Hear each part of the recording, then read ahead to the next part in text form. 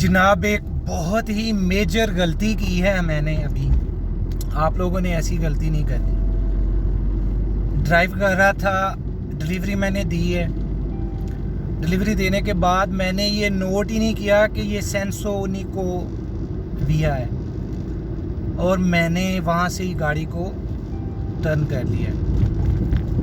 तो बड़ी मुश्किल से बचाऊँ, अल्लाह ताला हमारी हिफाजत करे। तो जो भी ये डिलीवरी करते हैं ये गौर किया करें कि हम पागल से हो जाते हैं डिलीवरी को लेकर। और मेरा भी यही ध्यान डिलीवरी की तरफ ही था, और मैंने सेंसो उन्हीं को में ही गाड़ी को टर्न किया और वापस। और फिर जाकर वो सामने से जो गाड़ी आई है उसने हॉर्न दिया, लाइट जलाई। फिर मैंने देखा बोर्ड की तरफ कि यार मैं पागल हूँ क्या। तो ऐसे हालात होते हैं यार। सारा दिन रोज़ा रख के मैंने अफ्तारी भी अभी डिलीवरी के ऊपर ही की है। ये डिलीवरी करते हुए ही खजूरें मैंने रखी हुई हैं, कुछ फ्रूट रखे हुए हैं। मुझे पता था क्योंकि डिलीवरी अफ्तारी करने के बाद अगर हम जाते हैं तो तब तक जनाब टाइम ही आउट हो जाता है। तो इसलिए 2 दिन हो गए हैं, हफ्ता तो वार मैं काम करता हूँ। तो डिलीवरी के जो है ना, मैं 7 बजे निकल जाता हूँ और 7:55 पे हमारा रोज़ा जो है वो होता है अफ्तार। तो जी हमें पार्किंग मिल चुकी है। तो मैं ये कह रहा था कि यार बहुत ही एहतियात के साथ किया करें, अल्लाह ताला हमको अपने हिफ्ज़ व ईमान में रखे। तो एक सवाल था जो मैंने आप लोगों के साथ शेयर करना था, जो दोस्त ने किया था कि यार आप जर्मन से वापस क्यों आए हैं, यानी कि आप जर्मन चले गए थे तो जर्मन से आप वापस क्यों आए। तो उनको मैं बता दूं यार कि जर्मन से मैं वापस क्यों आया। जर्मन से वापस आने का रीज़न जो था वो ये नहीं था कि वहाँ पर काम नहीं था, या कुछ भी ऐसा नहीं था कि जर्मन में काम नहीं मिलता या वहाँ पर पेपर चेंज नहीं होते। मसला ये था कि मेरा दिल ही वहाँ पर नहीं लगा। और दूसरी बात ये कि एक तो आप लोगों ने जब जाना है वहाँ पर आपका कोई ऐसा बंदा होना चाहिए जो जाते आपको कम से कम जो है वो बचत की तरफ जाए। यानी कि आपने जाते ही मकान लेना है, मकान लेकर आपका खर्चा शुरू हो जाता है। अगर आपको काम नहीं मिलता तो वो खर्चा आपको जेब से देना पड़ता है।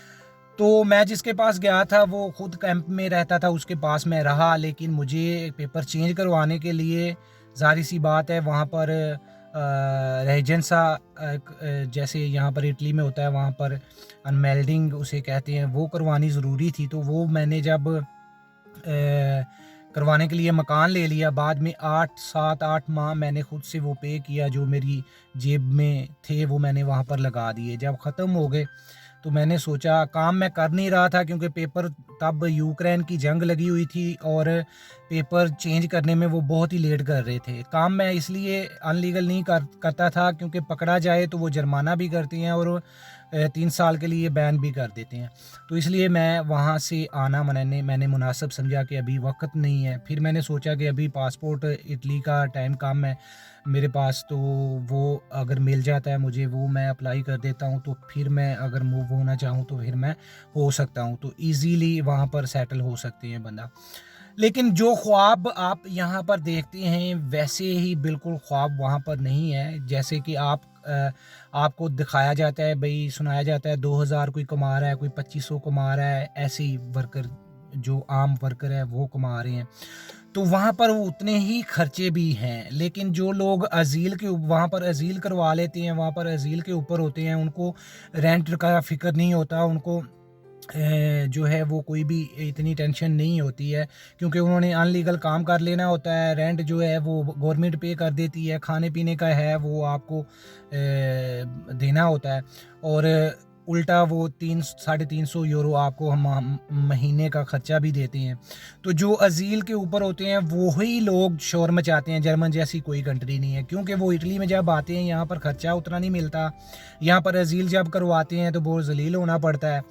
तो ऐसी चीज़ें देखकर वो जर्मन वाले कहते हैं यार नहीं, जर्मन में वो मज़ा है।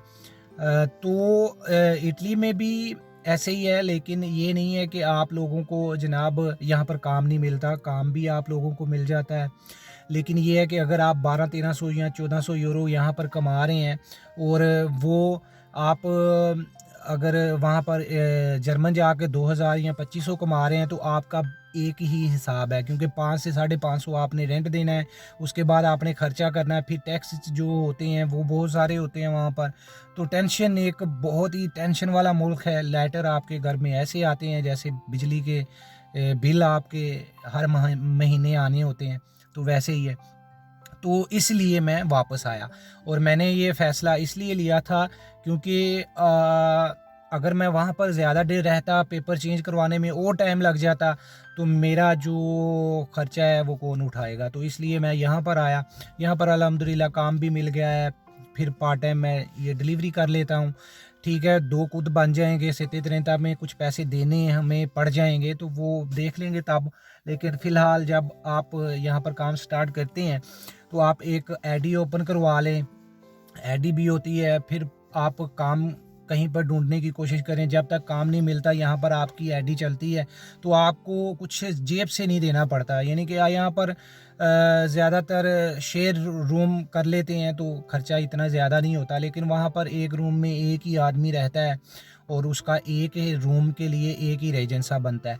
तो वहाँ पर एक किराए के लिए मकान लेना है आपने, 4-5 बंदे रल के लेना है अगर, तो वहाँ पर आपको 4-5 कमरे भी चाहिए। ये नहीं होगा एक कमरे में आप 4-5 बंदे रह सकते हैं। उसकी वजह ये है, नहीं रह सकते। उसकी वजह ये है कि आपको जब अनमेल्डिंग करवाएंगे तो वो एक कमरे में एक की ही करेंगे, दूसरे जो हैं वो वैसे रह ही नहीं सकते वहाँ पर, अनमेल्डिंग के बगैर रह ही नहीं सकते। आप पेपर कैसे चेंज करवाएंगे। तो ये बहुत सारी चीज़ें थी जो मैंने देखी। ओवरऑल मुल्क अच्छा है, कंट्री अच्छी है, काम भी मिल जाता है वहाँ पर। जैसे यहाँ पर चैनी बहुत ज़्यादा है, वहाँ पर तुर्की हैं, वो उनका जो अपने बिज़नेस हैं तो वो आपको काम दे देते हैं। आप जनाब बगैर कॉन्ट्रैक्ट के भी वो दे देते हैं अगर आपको ज़ुबान आती है। तो दूसरा मसला ज़ुबान का भी बहुत आता है। आपने किसी भी ऑफिस में जाना है तो एक बंदा आपने लाजमी लेकर जाना है वहाँ पर, तो वो आपके लिए बहुत ही मुश्किल आती है। तो ये वीडियो आज की कुछ अंधेरे में ही है, आप एडजस्ट कर लीजिएगा। तो मिलते हैं नेक्स्ट वीडियो में। अपने लिए, अपने और मेरे लिए बहुत सारी इस रमज़ान में दुआएं करिएगा। मिलते हैं नेक्स्ट वीडियो में, तब तक के लिए अपना बहुत ख्याल रखिएगा। पाकिस्तान जिंदाबाद।